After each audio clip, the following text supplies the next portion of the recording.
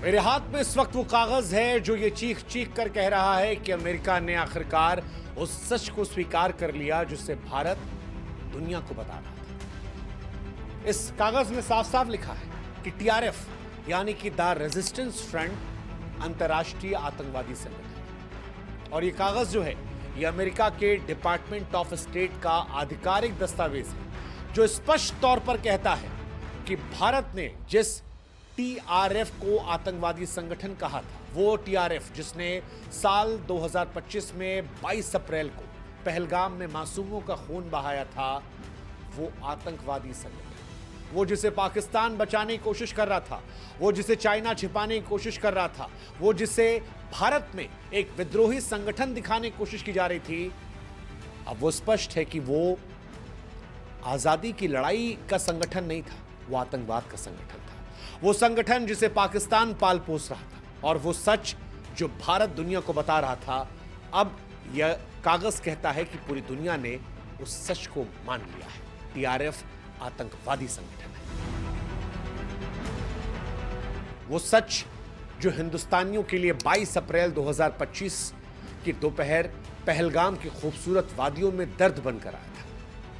वो वादियां जहां पर पर्यटक एंजॉय कर रहे थे, बच्चे हंस रहे थे, परिवार खुशियां बांट रहे थे, कोई हनीमून मनाने गया था, कोई सुकून लेने गया था, लेकिन अचानक से गोलियों की बौछार ने सब कुछ बदल दिया था। नकाबपोश आतंकवादियों ने मासूमों को निशाना बनाया था, उनकी पहचान पूछी थी और धर्म पूछने की वजह से लोगों का बेरहमी से कत्ल हुआ था। ये कोई साधारण हमला नहीं था, ये धर्म के नाम पर सुनियोजित नरसंहार था और जिस टीआरएफ का जिक्र यहां हम दिखा रहे हैं, इसी ने जिम्मेदारी ली थी। लेकिन अंतर्राष्ट्रीय दबाव बढ़ने पर उसने अपना बयान वापस लिया, क्योंकि टीआरएफ कोई स्वतंत्र संगठन नहीं था। टीआरएफ लश्कर तैयबा का एक मुखौटा था जिसे पाकिस्तान ने बनाया था ताकि आतंकवाद को प्रतिरोध का नाम दिया जा सके। टीआरएफ फिर स्पष्ट कर दें कि ये कोई नया संगठन नहीं है, ये मॉडर्न तरीका है पाकिस्तान का आतंकवाद को पेश करने का। पहले लश्कर तैयबा और हाफिज सईद जिस ऑपरेशन को चलाते थे, उसी पुरानी साजिश को नया नाम दिया गया टीआरएफ। पाकिस्तान ने इसे इस तरह से पेश किया जैसे मानो कश्मीर के स्थानीय संगठन हो जो आजादी की लड़ाई लड़ रहा है, लेकिन हकीकत यही है कि टीआरएफ के तार सीधे सीधे लश्कर और पाकिस्तान की खुफिया एजेंसी आईएसआई से जुड़े थे। पाकिस्तान की रणनीति पुरानी है। पहले आतंकवादी संगठनों के नाम जो थे वो लश्कर तैयबा, जैश-ए मोहम्मद, हिजबुल मुजाहिदीन, और इन नामों से दुनिया को बड़ा इजी पड़ता था आइडेंटिफाई करना कि ये कौन लोग हैं, कहां से आते हैं। जब दुनिया ने सवाल उठाए कि पाकिस्तान धर्म के नाम पर आतंकवाद फैला रहा है, क्योंकि मोहम्मद साहब की सेना के नाम पर इन सबने नाम बनाए थे, लश्कर तैयबा, जैश-ए मोहम्मद, हिजबुल, तो पाकिस्तान ने फिर चाल बदली, उसने संगठनों के नाम बदले। टीआरएफ कश्मीर टाइगर्स जैसे नाम रखेंगे जो सुनने में आजादी या फिर विरोध करने वाले संगठन लगते हैं। हालांकि भारत ने इस चाल को समय रहते समझ लिया था, दुनिया के सामने सबूत रखे कि टीआरएफ लश्कर का हिस्सा है। आज अमेरिका का यह फैसला इस बात का सबूत है कि आतंकवाद की नीयत को कोई नाम छिपा नहीं सकता। पाकिस्तान ने सालों साल आतंकवाद को बढ़ावा दिया। जब भी दुनिया ने उंगली उठाई उसने नाम बदल दिया, उसने आतंकवाद की पैकेजिंग बदल दी। टीआरएफ जैसे संगठन इसलिए बनाए गए ताकि कंफ्यूज किया जाए, सोची समझी साजिश। टीआरएफ ने न सिर्फ पहलगाम में हमला किया बल्कि जम्मू कश्मीर के कई और घटनाओं में भी उसका नाम सामने आया। भारत ने इन तमाम हमलों के सबूत जुटाए, हथियारों की खेप, फंडिंग के रास्ते, आतंकवादियों के पाकिस्तान से तार। इन सबूतों को भारत ने अंतर्राष्ट्रीय मंचों पर रखा, जिसके बाद अमेरिका ने टीआरएफ को आतंकी संगठन घोषित किया। अब आप में से कुछ लोग होंगे जिन्हें समझ नहीं आ रहा होगा कि टीआरएफ को आतंकवादी संगठन घोषित करने से क्या मिलेगा। तो हम आपको बता दें कि अमेरिका का यह फैसला जो है ये पाकिस्तान और टीआरएफ के लिए मुश्किलें बढ़ाएगा। कैसे? वित्तीय संसाधनों पर रोक लेगी। टीआरएफ और इससे जुड़े हर व्यक्ति, संगठन या नेटवर्क के बैंक खाते सीज कर दिए जाएंगे। अगर कोई देश ऐसा नहीं करता तो उसे आतंकवाद का समर्थक माना जाएगा। यह अंतर्राष्ट्रीय नियमों का उल्लंघन होगा जिसके गंभीर परिणाम। दूसरा, पाकिस्तान पर शिकंजा कसेगा। एफएटीएफ और दूसरी वैश्विक एजेंसियां अब टीआरएफ की फंडिंग की जांच करेंगी और अगर यह साबित हो गया कि टीआरएफ को लश्कर या हाफिज सईद से पैसा मिला तो पाकिस्तान एक बार फिर से एफएटीएफ की ग्रे लिस्ट में जा सकता है। इसका मतलब है कि पाकिस्तान को कोई लोन नहीं मिलेगा, कोई विदेशी निवेश नहीं मिलेगा और आर्थिक तौर पर भी पाकिस्तान का बहिष्कार होगा।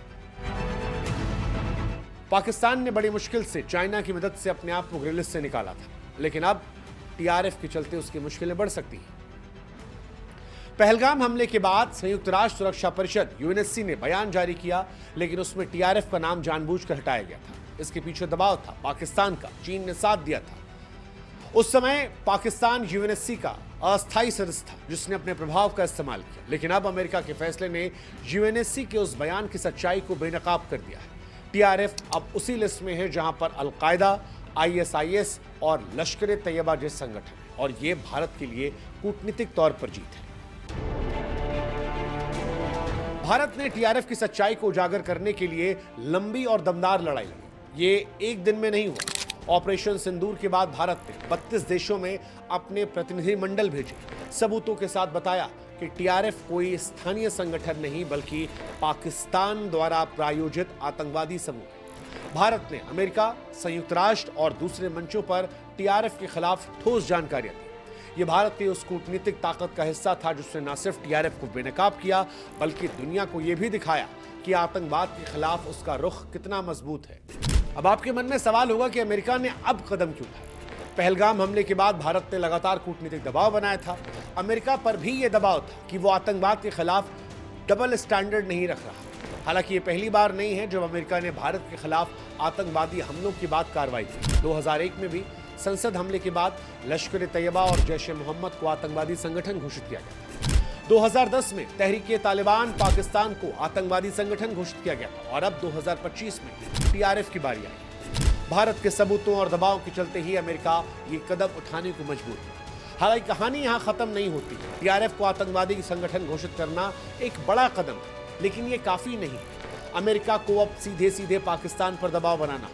एक तरफ अमेरिका ये मानता है कि टीआरएफ लश्कर का मुखौटा है, लेकिन दूसरी तरफ वो पाकिस्तान को आईएमएफ से लोन दिलवाता है, हथियार बेचता है, और ये दोहरा रवैया नहीं चलेगा। अगर अमेरिका तलहा सईद को भारत को सौंप सकता है तो हाफिज सईद तो क्यों नहीं? क्या इसलिए कि हाफिज सईद आज भी पाकिस्तान की सेना और आईएसआई की छत्रछाया में फल फूल रहा? आतंकवाद की परिभाषा अब वक्त आ गया है तय होनी चाहिए, क्योंकि आज दुनिया में आतंकवाद को लेकर दोहरा रवैया है। एक देश जिसे आतंकवादी मानता है, दूसरा उसे राजनीतिक कार्यकर्ता कहता है। अमेरिका खुद सीरिया में घोषित आतंकवादियों से बात करता है। कई मुस्लिम देश हमास को आतंकवादी नहीं मानते। हुती, हिजबुल्लाह और आईएसआईएस जैसे संगठनों को भी कई देश आतंकवादी नहीं मानते। जब तक दुनिया आतंकवाद की एक स्पष्ट और एकजुट परिभाषा नहीं बनाएगी, तब तक ये दोहरा रवैया आतंकवादियों को ताकत देता रहेगा। आतंकवाद को किसी धर्म, देश या राजनीतिक एजेंडे से जोड़ने की बजाय इसे सिर्फ मानवता के खिलाफ अपराध माना जाना चाहिए। खैर, टीआरएफ को आतंकवादी संगठन घोषित करना सिर्फ एक फैसला नहीं बल्कि भारत की जीत है। ये एक संदेश है कि भारत की बात अब दुनिया सुन रही है। पाकिस्तान की चालें कामयाब नहीं हो रही। भारत ने आतंकवाद के खिलाफ शांत लेकिन प्रभावशाली लड़ाई लड़ी। कूटनीति के मंच पर सबूतों के साथ नैतिक बल से अब समय है कि दुनिया इस लड़ाई में भारत के साथ आए और दोहरी नीतियों को छोड़े और आतंकवाद को हर मंच पर दुनिया के सामने बेनकाब किया जाए।